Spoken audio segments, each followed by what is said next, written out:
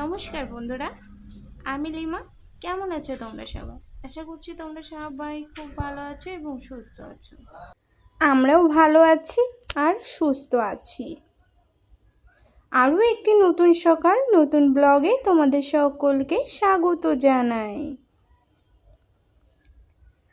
আর এই যে সকাল সকাল তো উঠে পড়েছে, ঘড়িতে এখন বাজে প্রায় 5টার কাছাকাছি। দেখতেই পাচ্ছ আজ এখনও রোদ ওঠেনি, কারণ আবহাওয়াটা একটু যেন অন্যরকম আজ। কারণ সকাল থেকেই অনেকটা বাতাস হচ্ছে, বাইরে বৃষ্টি হওয়ার সম্ভাবনা আছে দেখছিলাম নিউজে। দেখা যাক কি হয়। আর আজ হচ্ছে সোমবারের সকাল থেকেই ভিডিওটা স্টার্ট করলাম, আশা করি তোমাদের ভালো লাগবে। আর এই যে সকালে উঠেই আগে বিছানাটা গুছিয়ে নিচ্ছি।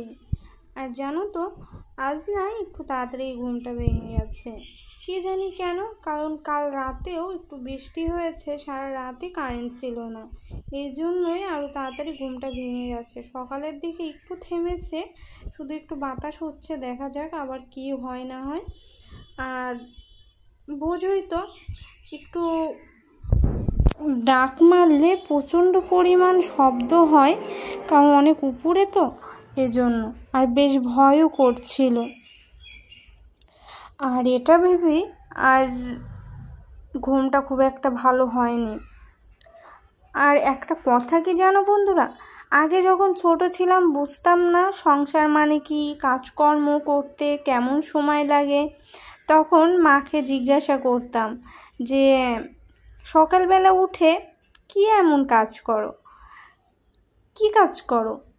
কিন্তু এখন বুঝি জানো, মা তখন বলতো যে সংসারে কি কাজের শেষ আছে, কাজ তো করতেই হয়, কাজের শেষ নেই। সংসারের কাজ একটার পর একটা করে যেতেই হয়।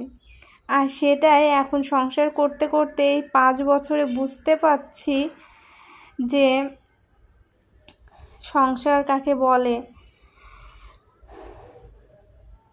আজ মায়ের জায়গায় নিজেকে দাঁড় করালেই বুঝতে পারি মা কতটা কষ্ট করতো সকাল থেকে রাত অবধি। প্রত্যেকটা দিন তার এই কাজ করতে করতেই কেটে যেত। আর এটাই গো। আর এই যে বাসন কোসনগুলো মেজে নিলাম, মেজে নিয়ে উপর করে টেবিলের উপরে রাখছি, রেখে সোজা আমি ঘরটা মুছে নেব। কারণ আজ অনেকগুলো বাসন বেরিয়েছিল, বুঝলাম না কাল রাতের কিছু বাসন না আমার মাজতে মনে ছিল না গো, এই জন্য বেশ কিছু বাসন বেরিয়েছিল, সেগুলোই মেজে নিলাম। আর সকাল থেকে যতটুকু পারলাম তোমাদের সাথে শেয়ার করলাম।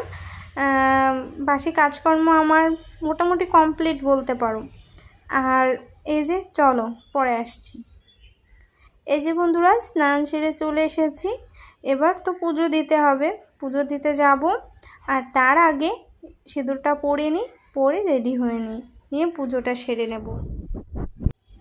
আর কয়েকদিন ধরে তোমাদেরকে ফুল তোলাটাও শেয়ার করছি না, পুজো দেওয়াটাও শেয়ার করতে পারছি না, কারণ ফুল না খুব একটা ফুটছে না। আর জবা ফুল গাছটাও একটু যেন কেমন একটা হয়ে গেছে, একটু সারের দরকার। সারটা না দিতেও কেমন ভয় ভয় করে, কারণ অনেক সময় ছোট গাছগুলোতে দেখবে বেশি সার পড়ে গেলে কেমন যেন গাছগুলো ঝিমিয়ে পড়ে। এই ভয়তে আমি আরও দিই না গো সারটা, দিতে বেশ ভয় করে। তারপর তোমাদের দাদাভাই জোর করে করে দেয়। আবার দেখবে সারটা একটু দিলে বেশ গাছগুলো বেশ তরতাজা থাকে অনেক সময়। আর এই যে পুজো সেরে বাসনগুলো মুছে নিলাম আগে, কারণ আগে বাসনগুলো না মুছে নিলে টেবিলটা কেমন একটা দেখা যাচ্ছিল না বলো, এটা ভেবে আগে বাসনগুলো তুলে নিলাম।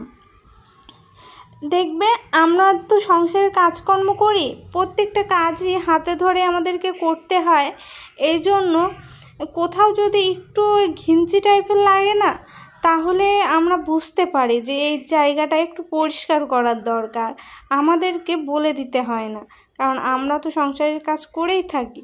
আর এই যে তোমাদের দাদাভাই সকালে চা রুটি খেয়ে গেছে। আর দুইটা রুটি ছিল, কাল রাতে করেছিলাম। আর সে তো খাবেই না, বলছে একটা খেয়ে যায় আর একটা তুমি খেয়েও চা দিয়ে। কিন্তু আমি ওকে অনেক জোরজার করে বললাম যে দুইটাই খাও, সমস্যা নেই, আমি স্নান করে পুজো দিয়ে না হয় দুটো গুলা রুটি বানিয়ে নেব। এই জন্য গুলা রুটিটা গুলে নিলাম। আর ওর ভিতরে একটু কাঁচা লঙ্কা দিয়েছি, আর দিয়েছি হচ্ছে একটু হলুদ দিয়েছি, লবণ তো দিয়েছি, আর দিয়েছি পেঁয়াজ কুচি। আমি কিন্তু গুলা রুটি খেতে বেশ পছন্দ করি জানো।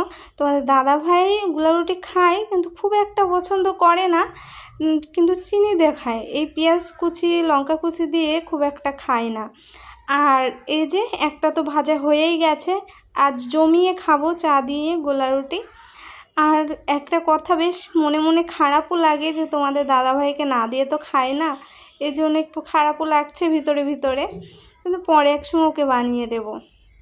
আর এই যে চাটাও একটু গরম করে নিলাম, জানি গরম চাটা খাওয়া ঠিক নয়, কিন্তু উপায় নেই গো, চাটুকু নষ্ট হবে না হলে, এই জন্য যতটুকু ছিল ততটুকুই গরম করে নিলাম, নিয়ে যে ঢেলে নিলাম। চলো চাটা খেয়ে নিই আর তোমাদের সাথে কিছু কথা শেয়ার করি।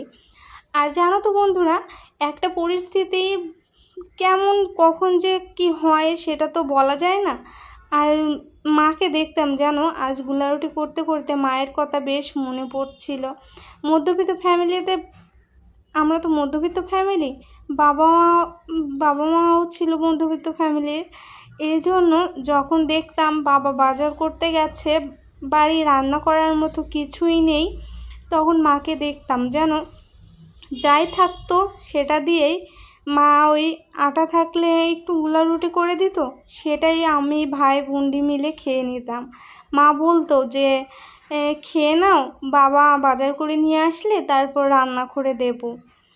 এই তো জীবন, কারণ বোঝোই তো একদম হাইফাই ফ্যামিলিতে তো আমরা বাস করি না, যারা করে তারা সেটা তাদের হিসাব, কিন্তু মধ্যবিত্ত ফ্যামিলির মানুষগুলোও তো মানুষ, তাই সকল রকম পরিস্থিতিতে মানিয়ে নেওয়ার মতো মনের জোর আছে, এটাই অনেক।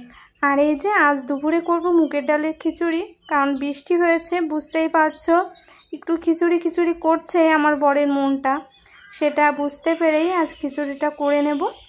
আর সে তো বাইরে গেছে, বাইরে থেকে আসার সময় একটু হচ্ছে বেগুন নিয়ে আসতে চেয়েছিল, যেন আমি আর বারণ করলাম না, যে একেবারে খিচুড়ি আর ডিম ভাজা হবে না, তার চেয়ে বরং বেগুনটা নিয়েই আসুক, বেগুন ভাজা করা যাবে।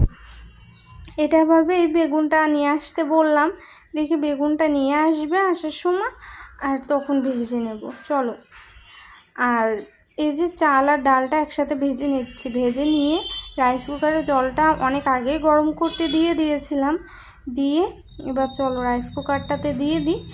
আর তোমাদের দাদাভাই এইমাত্র আসলো, ওকে গেট খুলে দিতে গিয়েছিলাম, এই জন্য একটু দেরি হচ্ছে চালটা দিতে। চলো ওকে গেটটা খুলে দিয়ে আমি চলে আসলাম রান্নাঘরে, রান্নাঘরে এসে চালটা দিয়ে দিলাম, এবার ঢাকা দিয়ে দেব, ফুটতে থাকুক। আর কারেন্টটা তো প্রচণ্ড পরিমাণে ডিস্টার্ব করছে, বুঝতেই পারছো, ঝড় বৃষ্টি হচ্ছে বিভিন্ন জায়গায়, আর কারেন্টটা যাচ্ছে আর আসছে, ভাতটা যে কতক্ষণে হবে তার কোনো ঠিক নেই গো। আর এই যে বেগুনটা কেটে নিচ্ছি, বেগুনটা একটা বেগুন কেটেছিলাম প্রথম সেটা একটু কচি ছিল, কিন্তু পরেরটা প্রচণ্ড পরিমাণ বীজ ছিল গো, এরকম বীজিওয়ালা বেগুনগুলো খেতে একদমই ভালো লাগে না, তাই তোমাদের দাদাভাইকে বলছিলাম যে কেমন বেগুন নিয়ে এসছো, খাওয়া যাবে কি এটা, তা বললো তো ভালো হবে, সেভাবেই তো নিয়ে আসলাম। আর এই যে তার ভিতরে আবার পোকাও আছে। আর তোমাদের দাদাভাই কি বলে জানো, বলে পোকাওয়ালা বেগুন খাওয়াই তো ভালো, বিষটা একটু কম দেওয়া আছে এই জন্যই পোকা হয়েছে, এটাই। আর চলো চিনি আর লবণ হলুদ দিয়ে কিছুক্ষণ মাখিয়ে রাখি, 10 থেকে 15 মিনিট মাখিয়ে রাখলেই হবে, তাহলে একটু তেলটা কম খাবে। আর আমার গ্যাসটাও একটু বাজবে বলতে পারো, আর গ্যাস বাঁচানোর জন্যই মূলত রাইস কুকারে করেছি রান্নাটা খিচুড়ি, না হলে আমি গ্যাসেই করি। আর একটু টানাটানি যাচ্ছে সংসারে, মধ্যবিত্ত ফ্যামিলিতে টানাটানি সংসার তো আছেই, এই জন্য একটু হিসাব করে চলতে হয়, হিসাব করে চলাটাই স্বাভাবিক আমাদের মতো পরিবারে। আর এই যে বেগুনটা ভাজা হয়ে গেছে, দেখো কতটা তেল বেঁচে গেল না, এই তেলটুকু দিয়ে আর একবার দিলে আমার হয়ে যাবে। আর আমার না গ্যাসে প্রায় 2 মাস চলেই যায় হাতে গোনা, 2-1বার হয়তো একটু কম যায়, কিন্তু মানিয়ে নিয়ে ঠিক চালিয়ে নিতে পারি। তাহলে চলো, কারেন্টটাও চলে গেছে, আবার খাবারটা রেডি করে নিই। আর আমার হয়ে গেছে, ভাতটাও বেড়ে নিই। আর আজকের ভিডিওটা কেমন লাগলো বলো। ততক্ষণ সুস্থ থেকো, ভালো থেকো, দেখা হচ্ছে নতুন একটা ভিডিওতে। টাটা বন্ধু।